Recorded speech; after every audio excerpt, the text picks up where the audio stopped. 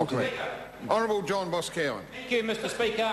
Mr Speaker, the ACT Party plays a vital role in this House. And to see that's true, Mr Speaker, one only has to look at 4 distinct things that are going to happen this week, sir. Just yesterday, sir, the Criminal Procedures Bill came back with major changes. And why were those changes achieved, Mr Speaker? They were achieved because of the ACT Party, sir.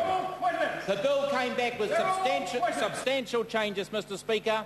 When it was reported back by the Justice and Electoral Select Committee, Mr Speaker, there were fundamental changes to New Zealand constitutional rights to remain silent. The ACT Party was asked to support that, and en masse we objected. And the result we see today, Mr Speaker, is purely as a consequence of ACT's opposition, sir. As we speak, the Justice Electoral Select Committee is also meeting to consider the government's surveillance bill, sir. And they're meeting only because of the ACT Party. We were asked to support that legislation, Mr Speaker. We could have given the government the support. We could have given the government the votes. It could have been passed under urgency last Thursday. We said no. We forced a select committee. The Labor Party may want to try and take the credit. The blunt reality, as Mr Mallard knows, is the reason that the Criminal Procedures Bill, sir, was amended was the ACT Party, and the reason that select committee meeting is meeting this afternoon, Mr Speaker, is because of the ACT Party. And not only that, Mr Speaker, we've got top lawyers telling that select committee the bill won't achieve its objectives. Top lawyers telling that the so-called over-the-wall surveillance will not be legal. Top lawyers telling that while you might be able to record pictures, you can't record audio. Sir, in a very short time we expect the Voluntary Student Union Private Members Bill of Heather Roy to be passed, sir. Another major achievement for the ACT Party. But, Mr Speaker, I want to come to probably the issue that this House, this Parliament, should be most ashamed about, sir. Utterly ashamed about, Mr Speaker, and that is New Zealand's unacceptably high rate of youth unemployment. Sir, our youth unemployment runs at some 27%. Sadly, among Maori, it's even higher. And, sir, of course there's a global recession. Times are tough, we know that. The Prime Minister reminds us of every day that we question him in question time on this issue. But the blunt reality, Mr Speaker, is regardless of the global recession, the problem with youth unemployment has been made worse by the actions of every single party in this House bar the ACT Party.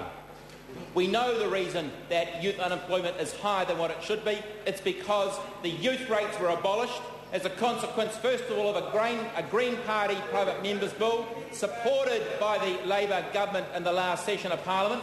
The National Party had the opportunity, sir, to repeal that bill, and they refused, sir. And, sir, what does that lead to? It leads to young people sitting at home on the unemployment, denied the chance to work, denied the dignity of work, and denied the opportunity to gain experience. This Parliament has legislated against the right of young people 16 and 17, who don't have the maturity, don't have the experience to go out and to get a job, Mr Speaker, and condemns them to sit at home on the unemployment earning $4.50 an hour, sir. And it's a disgrace. Sir, but how interesting, just this afternoon, another major achievement for the ACT Party. The Minister of Labour acknowledged that there is a Department of Labour report out in the last 2 weeks that actually acknowledges that despite the fact that the world is in recession, youth unemployment is some 20 to 40% higher than it need to be. And we heard this afternoon from Mr Joyce, speaking on behalf of the Minister of Labour, that report will inform government policy, he tells us. Inform government policy. Sir, we can only hope that is a smoke signal to say that the National Party is finally prepared to listen to what the ACT Party has been saying for the last 2 years and longer, Mr Speaker. It is the ACT Party who cares for you young people, Mr Speaker, more than any other political party in this Parliament. Absolutely. Because the people on that side of the House, Mr Speaker, the people on that side of the House, and sadly in the government ranks, sir, close the ears. And while the Labor Party may not want to agree with me, the National Party know I'm telling the truth. They know I'm telling the truth because they had the chance to oppose the Green Party's private members bill, and they did so. They did so. They voted with ACT opposing the abolition of youth rates, and when they had the chance, sir, to reverse that, what do? They sat on their hands and they did nothing. And let me say to the National Party members, it's an absolute disgrace, because you sit there, sadly, you know that we need to have the situation today, Mr Speaker. It's a disgrace and it's a tragedy this Parliament should be ashamed of. The time for this